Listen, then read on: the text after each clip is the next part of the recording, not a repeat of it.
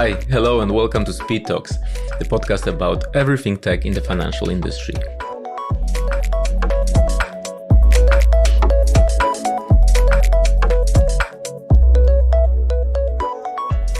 In this episode, I will take a closer look at the phenomenon of neobanks. I'll try to explain what neobanks really are, what are the key factors and market drivers contributing to their growth, who are the key players in the industry, what actually sets them apart, why is it so that everyone spotlights them, not the traditional banks, so what's the fuss all about, and I'll try to focus also on the other side of the coin, like what challenges do neobanks face. We have recently published a report on how legacy banks compete with neobanks on mobile apps. And in this podcast, I'm sort of continuing the topic that sparked a lot of conversations actually. So if you have not downloaded the report yet, you will find the link in the description of this episode. And again, just a disclaimer, it's not about reinventing the wheel here. It's more about providing you with an easy to digest overlook on the neobanks market. So enjoy the episode. All right, let's start with the basics first. What neobanks really are. So neobanks, often referred to as challenger banks. I see the neobank word used more in the US. The challenger banks, sort of a phrase very popular in the UK, are at the end of the day, they are all fintech firms that offer apps, software, or any other technology that streamlines mobile and online banking, specifically in the retail context, I would say. So that's, let's say, a high-level Forbes kind of definition. So at the end of the day, I would say they see themselves more a tech company operating in the banking space rather than a bank.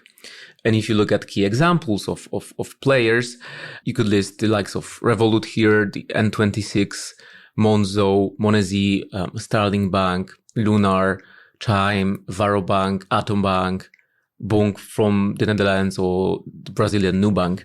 And I would see the key milestones in the development of neobanking, including the early pioneers launch like Simple or Moven in the US and Monzo and Revolut in the UK and broader EU context. And if you look, for example, at Revolut, the most European-wide popular digital banking app at the moment, since its launch in 2015, it has more than 26 million app downloads, currently available in over 200 countries, offering a quite wide range of services. And yet again, despite that scale, Revolut is not, I would say, commonly perceived as a bank. It's rather a fintech app that makes dealing with certain aspects of financial situations more efficient and smooth. So how neobanks differ from traditional banks? Naturally, they differ in many ways, and that is very much impacting on how they offer banking services to their customers. I'll try to list some key differences here. So if you look at the business model first, neobanks are entirely online. They operate online without physical branches. They focus on they focus on low operational costs and offer services through apps, be it mobile, be it web, just over the internet. Whereas traditional banks, they have physical branches, brick and mortar, high street, where customers usually handle their affairs in person, and they offer a wide range of financial products and services targeting a variety of market segments. And this business model very much impacts the operational cost aspects, where neobanks with no physical branches, therefore fewer employees, they have lower operational costs, allowing them to offer lower fees for banking services as a result. In comparison to traditional banks, who are huge organization often, they have high costs associated with just keeping the lights on, maintaining branches and stuff, and that at the end of the day often results in higher fees for customers. So no physical branches equals lower operating costs. And if you look at the overall trends, since 2008, European banks closed more than 41% of physical branches, which means that there's a huge advantage here for the neobanks, definitely. The other aspect is technology and innovation. So if you look at neobanks, they rely heavily on modern technology, not only AI or big data. These are all still, again, kind of overhyped buzzwords, but being user-friendly, focusing on customer experience, digital interfaces, having this technology-driven approach, that's just in that mindset, there's more space for innovation and change and being agile.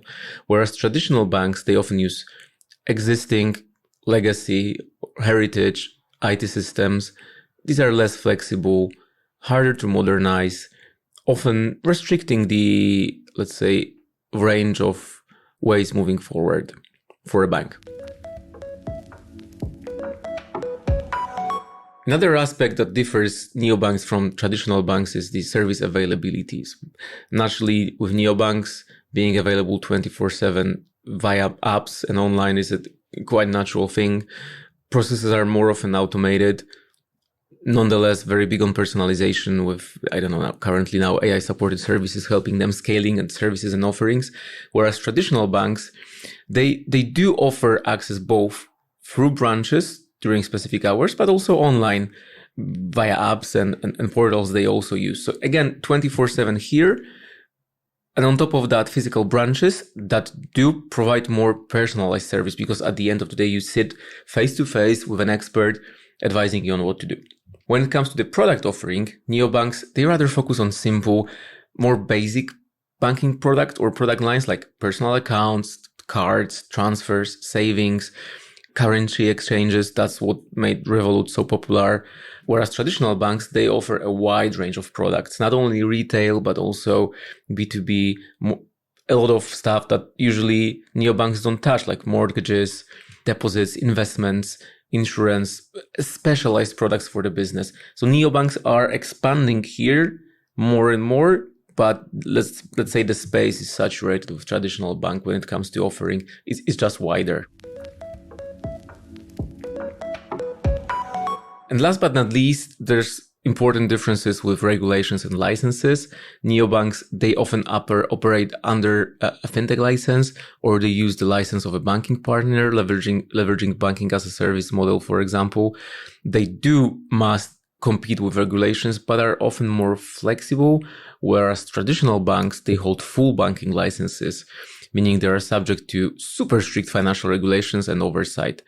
So summing that thread up, neobanks can provide more cost-effective and more convenient banking solutions online, while traditional banks offer wider range of products and services, both online and physically in branches, often with different touch to it.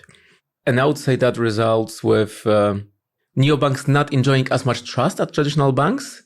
I think they seem like less secure by customers. I don't think I would personally consider going for Revolut when I would buy a mortgage, but Revolut would be my go-to app for traveling abroad and using ATMs there, for example. So I would say a different type of crowd compared to traditional is being targeted here.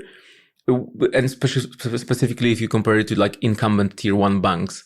So I would say to some extent they cannibalize each other, the neobanks and the traditional banks.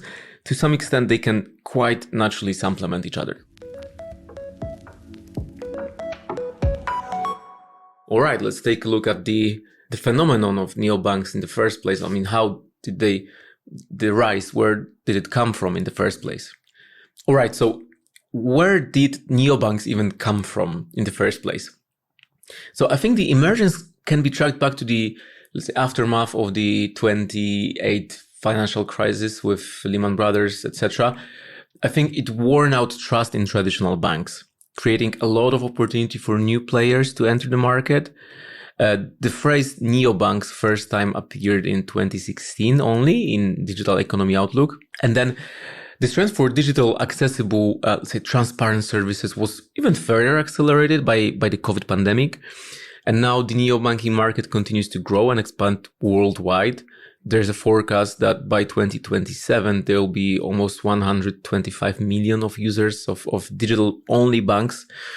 And I think there's few trends that drive this phenomenon. And I'll definitely expand more on that in a bit. But I think more and more users are just preferring to use banking services via phone or via computer rather than visiting a branch, and branches are very much associated with traditional banking. According to EY, 27% of global consumers do maintain relationships currently with neobanks, and this number is increasing annually. Europe has been the brightest spot for neobanks for the best part of the last decade. And I think just the growing demand for frictionless customer experience, driven, for example, by millennials and the, let's say, first wave of Gen Z coming of age, I think the industry will see the continued rise of neobanks. 100% digital, low cost, geared towards mobile. And the shift is staggering, I think. While neobanks, the customer base across Europe is constantly growing, the retail traditional banks, they have seen a decrease in the number of customers. And let's try to understand why is that. So if you look at the market drivers, I think there's a level of increased frustration with legacy bank combined with an increased appetite for digital that has accelerated the shift to digital-only banking. So initially, neobanks, they started as niche players targeting tech-savvy customers and individuals that weren't satisfied with traditional banking services. But over time, I think the overall appeal is broadening, driven by demand. Like, for example, in specific, let's say, product fields, customer payment preference continues to move towards digital methods.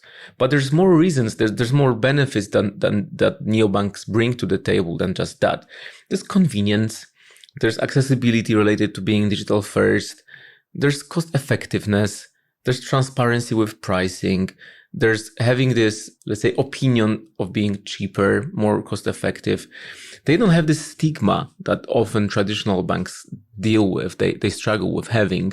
They challenge the status quo, and therefore they are liked and more popular being disruptors. Definitely a huge impact is driven by the quick adoption of technology, adapting to changes on the market and often pioneering in terms of new services, even creating new markets. Yeah, I'll expand on that later on a bit. And I would say the overall disruption of the market full of rusty incumbents, that was just a very, let's say, good ecosystem to steer. So even though neobanks typically offer a more limited range of products compared to traditional banks, what they lack in range, they make up in depth, I would say. They excel in user experience, intuitiveness, ease of use of their apps.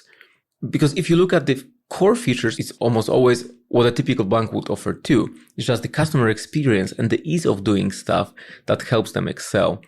And often being the first to introduce a certain feature, and then that feature is being adopted broader.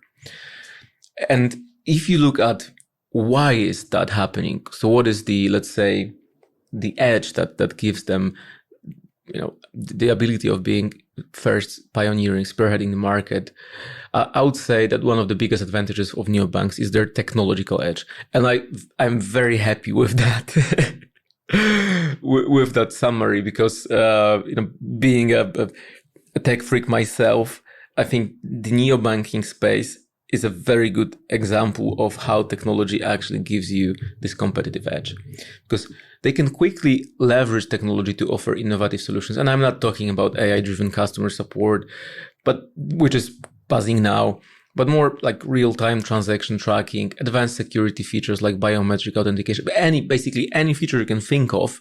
The adoption of it is faster if you don't have the legacy holding you back tech-wise. And that allows you to have in this continuous innovation driving approach, for example, positioning themselves as a financial go-to app, introducing new features, say only recently Revolut, commission-free stock trading, cryptocurrency offering, being a financial super app. It's hard to chase someone running that fast if you have some, a level of heritage holding you back again.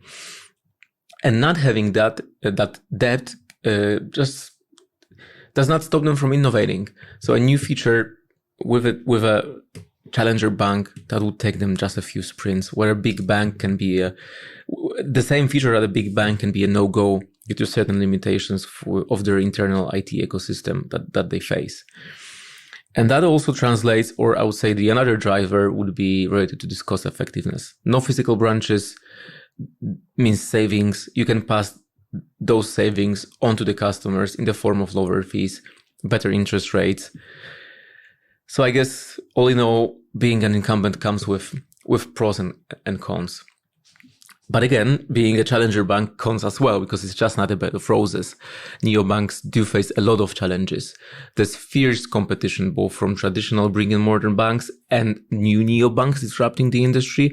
There's still plenty of even Gen Z customers that do prefer to make most important financial decisions in the presence of a physical expert, because just the subject matter of this decision is super heavy.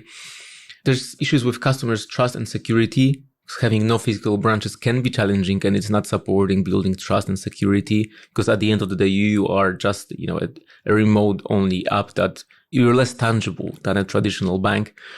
There's a lot of hurdles with regulatory compliance, because you don't have your own license more often than not. And getting that license is a pain in the back. There's challenges related to limited offering. And again, coming back to the example of mortgages, at least on my local Polish market, there's just traditional banks offering mortgages, and naturally it's just a very, very good financial product that just neobanks do not have the ability to tap into.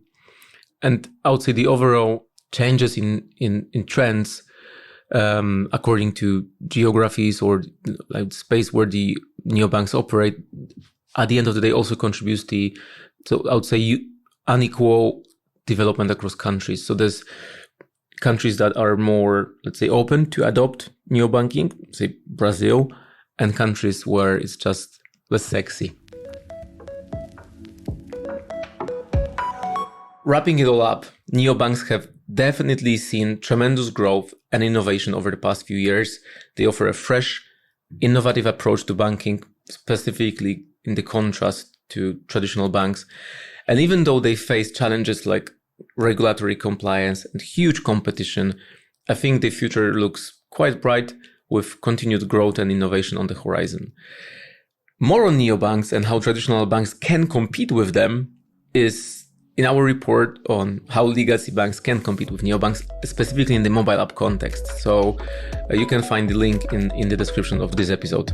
Again, neobanks have gained popularity due to their innovative features, customer-centric approach, ability to provide convenience and cost effectiveness. But will it continue? I think it will.